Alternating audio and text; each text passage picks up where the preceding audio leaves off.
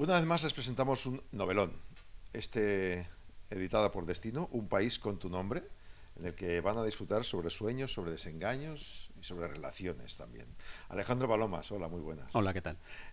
La novela me gusta por una parte que tienes en cada capítulo, en primera persona, cada uno de los personajes, con lo cual nos haces meter en la piel de cada uno Mm. en lo que piensa. A ver, esa es mi forma de escribir. Siempre escribo igual. Mis novelas son en primera voz porque, precisamente por eso, porque cuando tú empiezas a leer una novela y alguien te la cuenta en primera persona y no sales de la primera persona, estás dentro. Al minuto uno ya eres parte de la novela. Y cuando escribes, yo por lo menos intento que el lector o la lectora esté siempre conmigo, que se sienta acompañada y que no se sienta solo en ningún momento. Y esa es la forma de conseguirlo. Ahí están Edith, una jubilada cuya hija, bueno, tiene sus desencuentros y al final, bueno, no vamos a explicar al final, pero su lucha es por volver a ser madre con ella, viuda y además separada, y luego John, que es un poco más joven y que su pasión yo creo que es simplemente los animales, bueno, un animal en concreto, ¿verdad? Bueno, su pasión son los animales porque él es veterinario. Pero la vida, y sobre todo últimamente, la vida últimamente hace que su pasión sea un animal, una elefanta llamada Susie, con la que él empieza a trabajar en el zoo. Susi es uno de los nexos importantísimos de la novela hasta el Sí, final de todo. Es decir, sí. atiendan a Susi porque sin hablar nos habla mucho. En uno de los pasajes explica, se preguntan, ¿los animales del zoo sueñan? ¿Sufren? ¿Se comunican? Y John cree que lo sabe, pero Edith es quien tiene que explicárselo, ¿no? Demostrárselo más que explicárselo.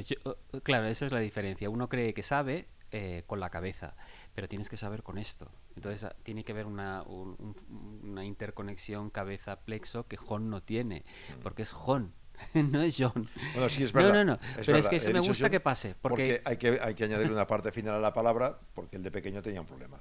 claro, pero me ha pasado siempre hasta ahora, ya me ha pasado, todo el mundo lo llama John. Sí, Y yo sabía que se iba a pasar. Bueno, en el País Vasco lo llaman John, John, que pero también se acercaría más a la palabra, claro. Yo es exactamente. que tampoco quería destiparlo mucho, pero bueno, No, no me descubrirán el importa. por qué es John solo, ¿no? Yo lo que quiero es que se queden con Jon. John, Es Jon y para que el inconsciente vaya trabajando en Jon en por qué va a ser Jon. bien, John.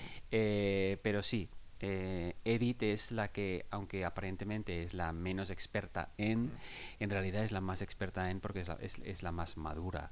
Emocionalmente es la más madura. Nos haces mirar ciertas cosas, por ejemplo, una veleta, que Mm. según algunos nunca se ha movido, pero según una sí se mueve.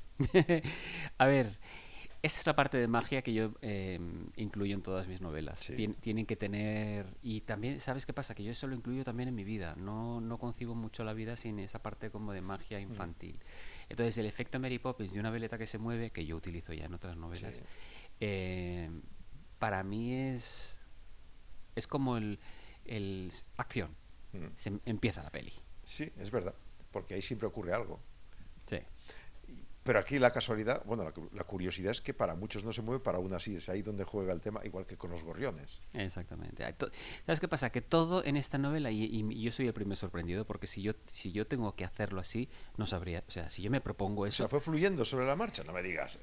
yo no tenía ni idea de lo que iba a escribir, pero eso también es marca de la casa. Y yo nunca sé lo que voy a escribir ni Ah, al día siguiente, ni después. Yo voy ¿no escribiendo. tenías una estructura de cómo Nada. lo ibas a hacer? Yo tenía una elefanta, Sí, que Susi, la prota. sí. Tenía una niña japonesa de 8 años. Ujú.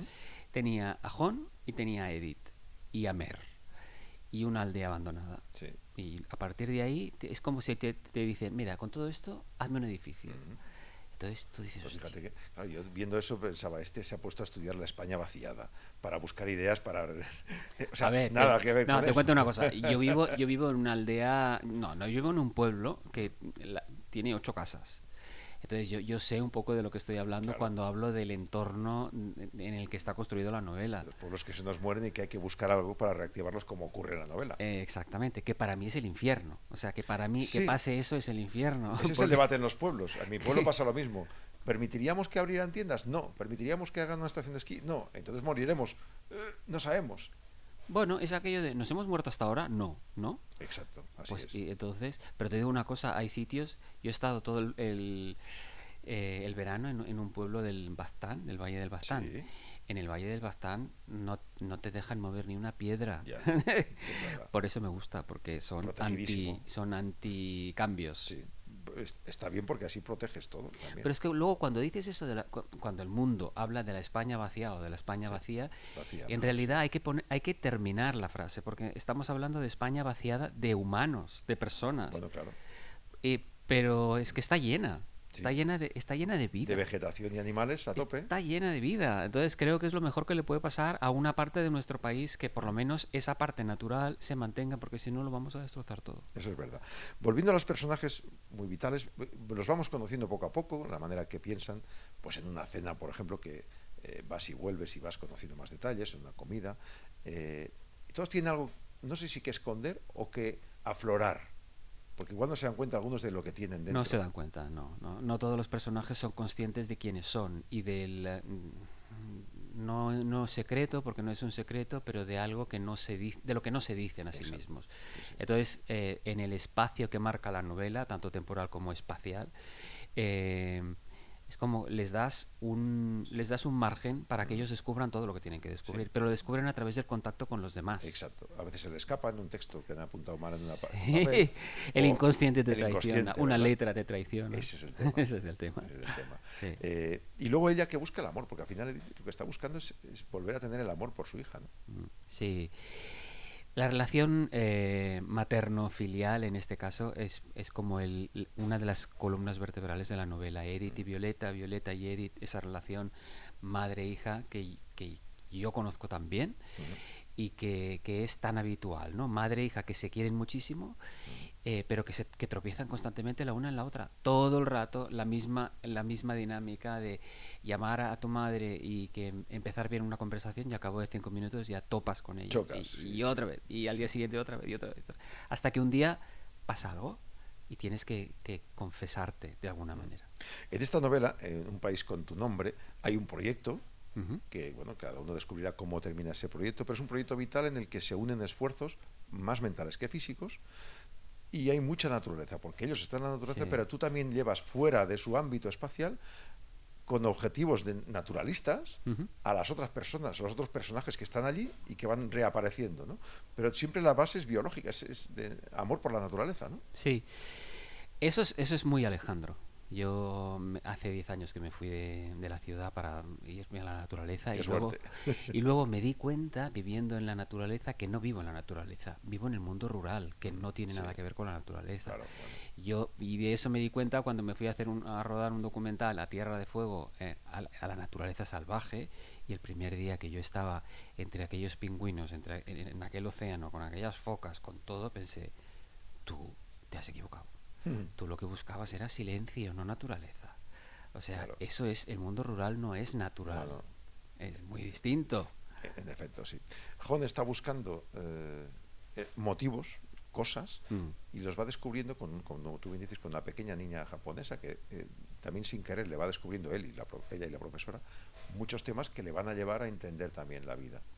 Pero sigue sin entenderse a sí mismo, es muy es un torpe, Es difícil. es un Sí. torpe, ¿no? A ver, es difícil entenderse a uno mismo normalmente, sobre todo cuando eres un tío como él, que tiene 59 años, que ha tenido una relación muy, muy estrecha con su compañera de Sí. vida, que es Mer, con un pasado también complicado, tartamudo, pero tartamudo solo con los adultos, no con los niños ni con los animales.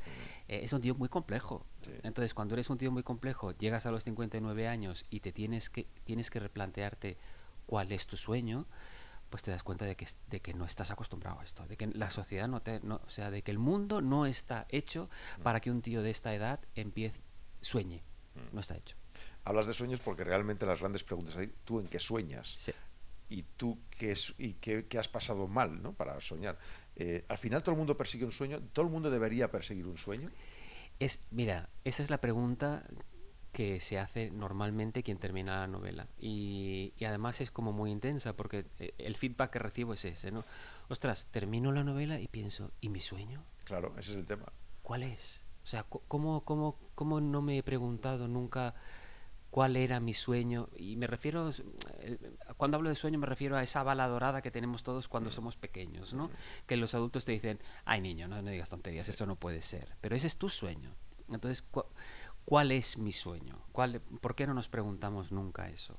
¿Por qué es tan difícil y por qué lo hemos cubierto de tantas capas de tengo que, debo, no puedo, tantas voces que no son el sueño? Esa pregunta me la hice y me respondí, tal vez equivocadamente, y eso te pregunto a ti, porque igual no somos capaces de salvar los lastres del pasado, apartar nuestra mochila, que es lo que les pasa a los personajes. Claro, lo bueno de estos personajes que vienen de ahí, de mochila, es que están en una edad en que la mochila pesa relativamente. Sí, Los dos tienen una edad muy invisible, es sí, decir, él tiene 59 tacos en un tío que ya empieza a ser la invisibilidad, y ella ella tiene 74, 76, que es 66. muy invisible. ¿Y qué pasa? Cuando eres invisible, quiere decir que nadie te ve, nadie te mira. Sí, Si nadie te mira, nadie te ve. Si nadie te ve, eres libre. Cuando eres libre, porque no tienes miradas que te estudien ni que te juzguen, tienes un espacio que antes no tenías. ya. Y ahí te puedes escuchar, te puedes oír. Ellos se oyen, no solo por eso, sino porque además viven en un sitio en el que no hay ruido. Solo tienen sus propias voces. Y se atreven a parar y a pensar, dentro de todo esto, ¿dónde encajo? Y ya para acabar, Susi, la elefanta, también tiene un sueño y se supone que lo cumple. Y ahí lo dejamos, ¿no? Ostras, tiene que cumplirlo. O sea, yo me encargaré de que lo cumpla. Aunque sea en una segunda parte. Yo me encargaré de que lo cumpla porque además lo prometí. Esta novela la escribí a la vez que mi madre moría. Ah, Y sí, mis padres murieron a la vez ostras. durante la pandemia, con una diferencia de 8 días. Y mi ¿Y madre sacaste valor para escribir? ya había empezado a escribir. Entonces yo compartí mucho la escritura de esta novela con mi madre, con quien yo tenía una relación súper especial. Y cuando ella estaba muy al corriente de lo que yo hacía con la elefanta Susi, porque la elefanta existe, esta Sí. elefanta en el zoo de Barcelona. Y yo iba a ver a Susi mucho, y entonces mi madre, cuando ya sabía que ya se iba, cuando ya estaba realmente que se iba, me dijo: Alejandro, tienes que sacar a Susi. ¿Mm? Y yo le dije: mamá, tía, yo no puedo sacar una elefanta zoo. de un zoo.